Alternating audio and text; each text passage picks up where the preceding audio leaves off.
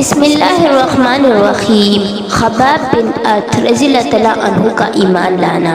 خباب بن ارت رضی اللہ تعالیٰ عنہ کے اسلام قبول کرنے کے زمانے میں اسلام کا اظہار مکہ میں ایسا شدید جرم تھا جس کی سزا میں مال و دولت، عزت و ناموس، ہر چیز سے ہاتھ دھونا پڑتا تھا، لیکن حضرت خباب رضی اللہ تعالیٰ عنہ کو اس کے متعلق پرواہ نہیں تھی اور بے بانک دہل سے اپنے اسلام کا اظہار کیا۔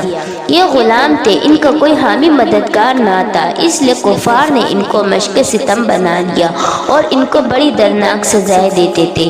ننگے پیٹ ڈھکتے ہوئے انگاروں پر لٹا کر سینے پہ بھاری پتھر رکھ کر ایک آدمی اوپر سے مسلتا اور وہ اس وقت تک ان انگاروں پر کباب ہوتے رہتے جب تک خود زخموں کی ربوتت آگ کو نہ بجھاتی، لیکن ان کی سختی کے باوجود زبان کلمہ حق سے نہ پھرتی۔ رحمت اللہ عالمین صلی اللہ علیہ وآلہ وسلم اس قصر کی حالت میں تلیف قلب فرماتے تھے، لیکن ان کا آقا اتنا سنگ دل تھا کہ ان کے لیے اتنا سہارا بھی برداشت نہ کر سکا اور اس کی سزا میں لوہا آگ میں پتا کر ان سے ان کا سر دغا۔